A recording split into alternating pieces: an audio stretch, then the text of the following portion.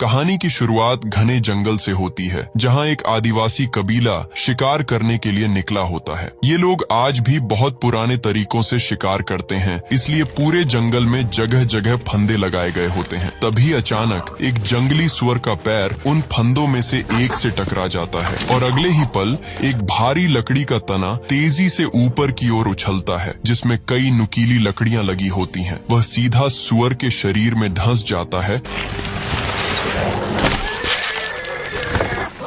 और वहीं उसकी मौत हो जाती है। कुछ ही देर बाद कबीले के लोग हंसते हुए अपने शिकार के पास पहुंचते हैं,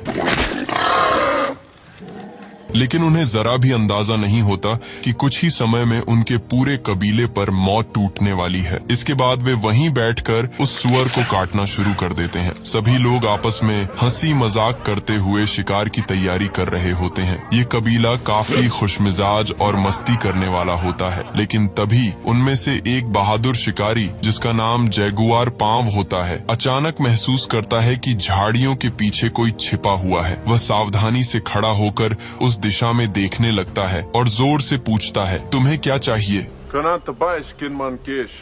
अगले ही पल झाड़ियों के पीछे से कुछ आदिवासी बाहर आते हैं। वे उनके सामने 4 बड़ी बड़ी मछलियां रख देते हैं और कहते हैं कि वे यहाँ से गुजरना चाहते हैं। बदले में कबीले के लोग भी अपने अभी किए गए शिकार का कुछ हिस्सा उन्हें दे देते हैं। दरअसल यह सब उनके पुराने रीति रिवाजों का हिस्सा होता है। लेकिन तभी झाड़ियों के पीछे से और भी कई आदिवासी बाहर निकल आते हैं। अब वे सब वहाँ से आगे जाने लगते हैं, लेकिन तभी जैगुआर पांव देखता है कि उनमें से कई लोग घायल हैं और काफी डरे हुए भी लग रहे हैं। वह उनसे पूछता है कि आखिर उनके साथ क्या हुआ है। तभी उनमें से एक आदमी बताता है कि उनका पूरा कबीला तबाह हो चुका है और अब वे कहीं दूर जाकर एक नई शुरुआत करने के लिए जा रहे हैं। यह सुनकर जैगुआर पांव उनके पीछे जाने लगता है, क्योंकि वह जानना चाहता है कि आखिर उनके साथ क्या हुआ था। लेकिन तभी उसके पिता, जो उनके कबीले के सरदार भी होते हैं, उसे रोक देते हैं और कहते हैं कि उनके पीछे मत जाओ। फिर भी जैगुआर पांव अंदर ही अंदर बेचैन हो जाता है। उसे साफ महसूस हो रहा होता है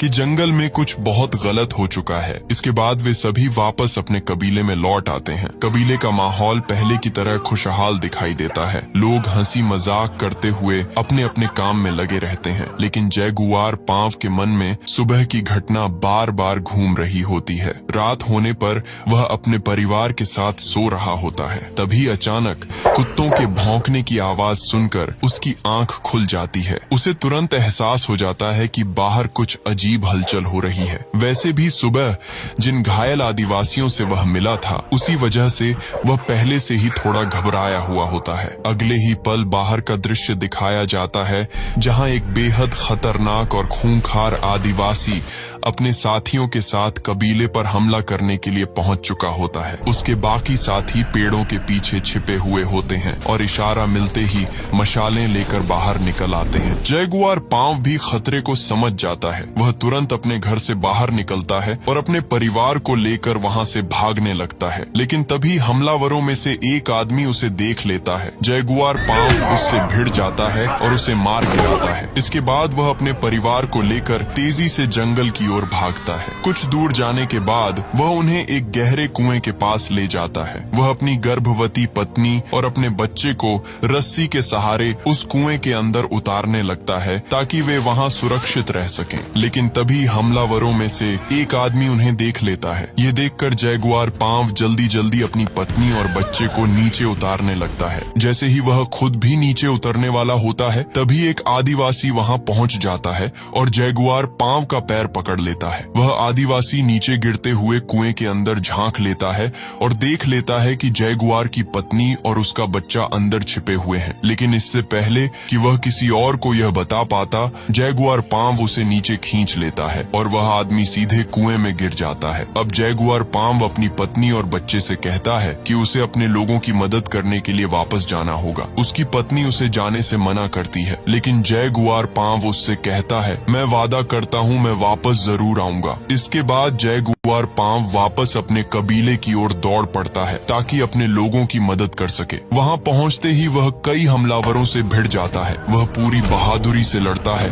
और एक आदमी के चाकू को पकड़कर उसी के खिलाफ मोड़ देता है, लेकिन तभी हमलावरों का सरदार वहां पहुंच जाता है। वह अपने आदमियों को आदेश देता है कि जैगुआर को जिंदा पकड़ा जाए क्योंकि उसे उसकी जरूरत है। इसी दौरान जैगुआर के पिता भी हमलावरों से लड़ रहे होते हैं। तभी जैगुआर का छोटा बेटा डर के मारे चिल्ला उठता है और कहता है, दादाजी मुझे माफ कर दो। यह बात हमलावरों का सरदार सुन लेता है और तुरंत समझ जाता है कि यह आदमी जैगुआर का पिता है, इसलिए वह जानबूझकर जैगुआर के सामने ही उसके पिता को मार देता है।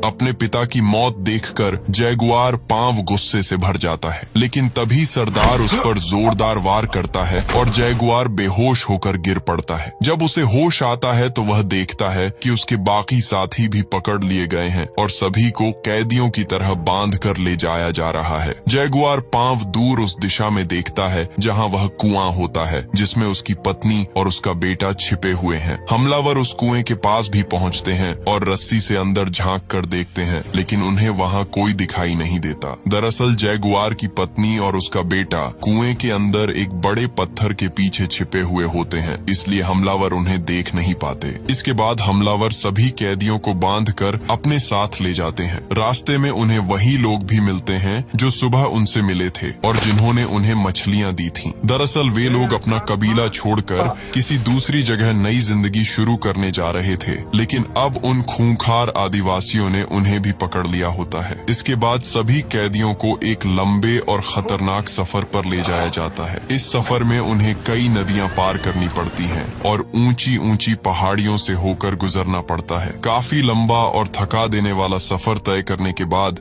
वे लोग एक ऐसे इलाके में पहुंचते हैं जहां चारों तरफ तबाही के निशान दिखाई देते हैं। वहां जमीन पर बहुत सारी लाशें पड़ी होती हैं। यह देखकर समझ में आ जाता है कि यहाँ किसी भयानक बीमारी ने बहुत सारे लोगों की जान ले ली है। उसी जगह एक छोटी बच्ची उन आदिवासियों को देखकर कहती है कि बहुत जल्द एक पवित्र समय आने वाला है और उसके बाद तुम सब हमेशा के लिए खत्म हो जाओगे। लेकिन वे लोग उसकी बात को नजरअंदाज कर देते हैं और कैदियों को आगे ले जाते हैं। कुछ समय बाद वे लोग एक बड़े गांव में पहुंचते हैं। वहां बहुत सारे मजदूर काम कर रहे होते हैं और उनकी हालत बेहद खराब होती है। फिर भी उन्हें मजबूरी में काम करना पड़ता है और उन्हें वहां से जाने नहीं दिया जाता। इसके बाद कैदियों को और आगे ले जाया जाता है। कुछ देर बाद वे लोग एक बड़े गांव में पहुंचते हैं। यहाँ कबीले का सरदार, जिसने इन सभी लोगों को पकड़कर लाया होता है, एक आदमी से बात करता है और पूछता है कि कितने आदमी पकड़े गए हैं। वह आदमी जवाब देता है कि गिनती तो मेरा बेटा बताएगा, लेकिन इस बार पैसे अच्छे मिलने चाहिए। तभी समझ में आता है कि यह लोग इंसानों को पकड़कर यहाँ बेचने के लिए लाते हैं। सबसे पहले बंधी हुई औरतों को अलग कर दिया जाता है और उनकी बोली लगाई जाती है। लोग पैसे देकर उन्हें खरीदने लगते हैं। इसके बाद आदमियों को आगे ले जाया जाता है जहां बहुत बड़ी भीड़ जमा होती है। दरअसल वहां पुरानी मान्यताओं के कारण इंसानों की बलि दी जाती है।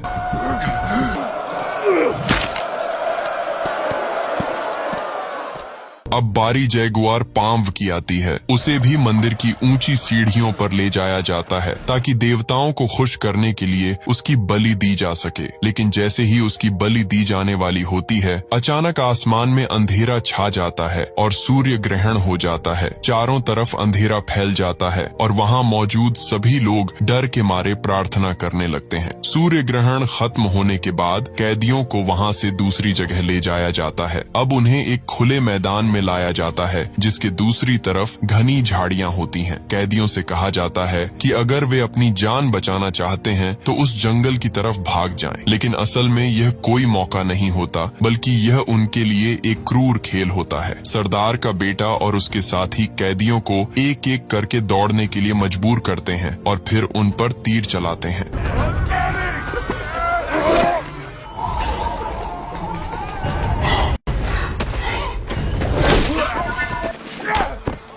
जैगुआर पांव के साथ उसका एक साथी भी दौड़ रहा होता है, लेकिन कुछ ही पलों बाद एक तीर उसके शरीर के आर पार हो जाता है और वह वहीं मर जाता है।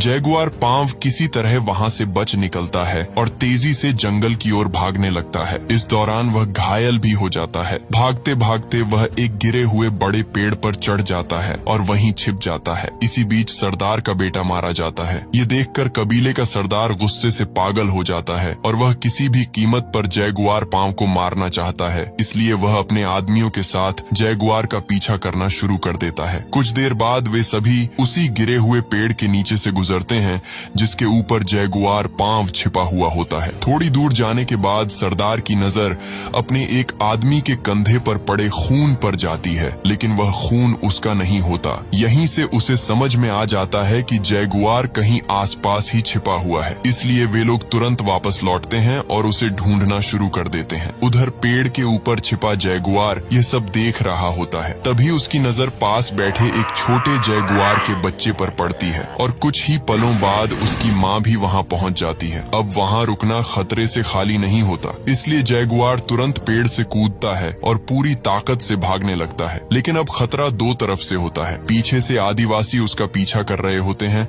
और दूसरी तरफ वह खतरनाक जंगली जानवर भी उसके पीछे पड़ जाता है। इसी बीच अचानक एक आदिवासी उनके बीच आ जाता है जो जैगुआर को मारना चाहता था, लेकिन जंगली जानवर सीधे उसी पर हमला कर देता है और उसे मार डालता है। इस मौके का फायदा उठाकर जैगुआर वहां से निकल जाता है। फिर भी उसका पीछा खत्म नहीं होता। कुछ दूर भागने के बाद अचानक उसके सामने रास्ता खत्म हो जाता है। उसके सामने एक बहुत ऊंचा झरना होता है। नीचे कूदना लगभग मौत और पीछे मुड़ना पक्की मौत। इसलिए जैगुआर बिना सोचे सीधे झरने से छलांग लगा देता है। किस्मत उसका साथ देती है और वह नीचे गिरकर भी बच जाता है। किसी तरह वह किनारे तक पहुंच जाता है। जब वह ऊपर देखता है तो कबीले का सरदार और उसके आदमी ऊपर खड़े उसे देख रहे होते हैं। लेकिन अब जैगुआर अपने ही जंगल में आ चुका होता है। वह जोर से उन्हें ललकारता है। मेरे दादा ने यहाँ शिकार किया था, मेरे पिता ने यहाँ शिकार किया था, मैंने यहाँ शिकार किया है और मेरे बच्चे भी यहीं शिकार करेंगे। अगर हिम्मत है तो नीचे आकर मेरा सामना करो। सरदार के साथ खड़ा एक आदमी उसे रोकने की कोशिश करता है। उसे उस छोटी बच्ची की भविष्यवाणी याद आ जाती है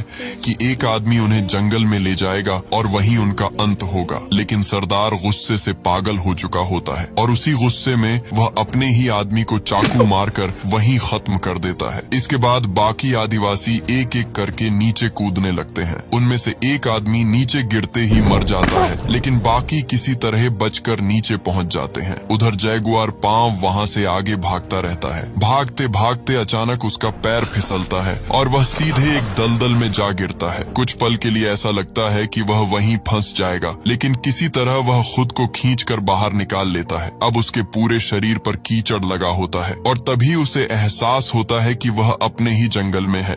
उस जंगल में जहाँ के हर रास्ते को वह अच्छी तरह जानता है। यहीं उसे समझ में आता है कि अब शिकारी और शिकार का खेल बदल चुका है। अब शिकार वह नहीं बल्कि उसके पीछे आने वाले लोग हैं। जैसे ही आदिवासी उसका पीछा करते हुए जंगल में पहुंचते हैं, जैगुआर अलग अलग तरीके इस्तेमाल करके उन्हें एक एक करके खत्म करना शुरू कर देता है। सबसे पहले वह उनके ऊपर मधुमक्खियों का छत्ता गिरा देता है। इसके बाद वह एक आदमी को जहरीले तीर से मार देता है। इसी दौरान उसके सामने वही आदमी आ जाता है जिसने उसके पिता को मारा था। दोनों आमने सामने खड़े हो जाते हैं। वह आदमी अपने हथियार के साथ उसकी तरफ दौड़ता है। जैगुआर भी तेजी से अपने हथियार की तरफ बढ़ता है और घुटनों के बल फिसलते हुए उसे उठा लेता है। उसका दुश्मन अपने वार से चूक जाता है, लेकिन जैगुआर का वार सीधा लगता है और अगले ही पल वह आदमी भी वहीं ढेर हो जाता है।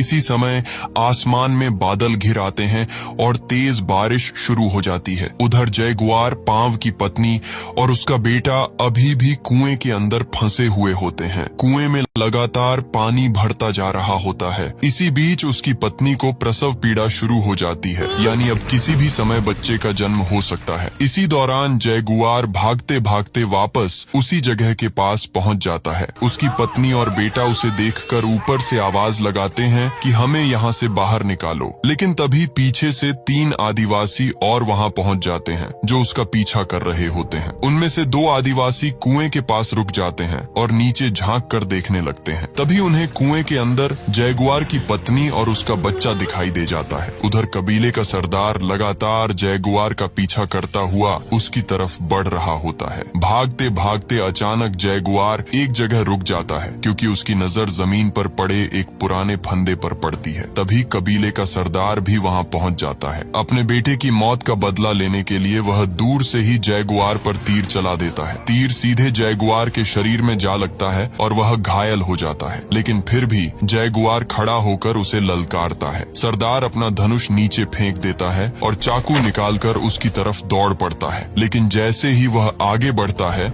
उसका पैर जमीन पर लगे उसी फंदे से टकरा जाता है। दरअसल यह वही फंदा होता है जो जैगुआर और उसके कबीले के लोग जानवरों के शिकार के लिए लगाया करते थे, ठीक वैसे ही जैसे कहानी की शुरुआत में उन्होंने एक सुअर को मारा था। जैसे ही सरदार का पैर उस फंदे से टकराता है, सामने से एक बड़ा लकड़ी का तना तेजी से उसकी तरफ आता है जिसमें नुकीली लकड़ियां लगी होती हैं। वह तना सरदार के शरीर को चीरते हुए आर पार निकल जाता है और इसी के साथ उसका अंत हो जाता है। लेकिन जैगुआर पांव को अभी भी भागना पड़ता है क्योंकि बाकी 2 आदिवासी अभी भी उसकी तरफ आ रहे होते हैं। उधर कुएं के अंदर पानी लगातार भरता जा रहा होता है और उसी पानी में जैगुआर की पत्नी एक बच्चे को जन्म दे देती है। इसी बीच जैगुआर पांव भागते भागते समंदर के किनारे पहुंच जाता है। वह हैरानी से समंदर की तरफ देखने लगता है। थोड़ी देर बाद वे 2 आदिवासी भी वहां पहुंच जाते हैं जो उसे मारना चाहते थे, लेकिन वे भी रुक जाते हैं और समंदर की तरफ देखने लगते हैं। समंदर में अब बहुत बड़े बड़े जहाज दिखाई देते हैं। वे किनारे के पास लंगर डाल रहे होते हैं और छोटी छोटी कश्तियों में लोग उस जमीन की तरफ आ रहे होते हैं। इसी मौके का फायदा उठाकर जैगुआर पांव वहां से भाग जाता है और वापस अपने परिवार के पास पहुंच जाता है। वह अपनी पत्नी और बच्चों को कुएं से बाहर निकालकर उन्हें बचा लेता है। फिल्म के अंत में दिखाया जाता है कि जैगुआर पांव आखिरकार अपने परिवार के पास लौट आता है। वह अपनी पत्नी और बच्चों को कुएं से बाहर निकालता है और उन्हें लेकर जंगल की तरफ बढ़ने लगता है, लेकिन तभी उसकी पत्नी समंदर की तरफ देखती है। दूर समुद्र में कुछ बहुत बड़े जहाज दिखाई दे रहे होते हैं और उन जहाजों से छोटी छोटी नावों में कुछ लोग किनारे की तरफ आते नजर आ रहे होते हैं। जैगुआर की पत्नी उसे देखकर पूछती है, क्या हमें उन लोगों के पास जाना चाहिए? जैगुआर कुछ पल उन जहाजों को देखता है, फिर धीरे से सिर हिलाकर मना कर देता है। वह कहता है, नहीं, हमें जंगल में जाना चाहिए, वहीं से हमें फिर से एक नई शुरुआत करनी होगी। इसके बाद जैगुआर अपने परिवार को लेकर वापस उसी जंगल की ओर चल पड़ता है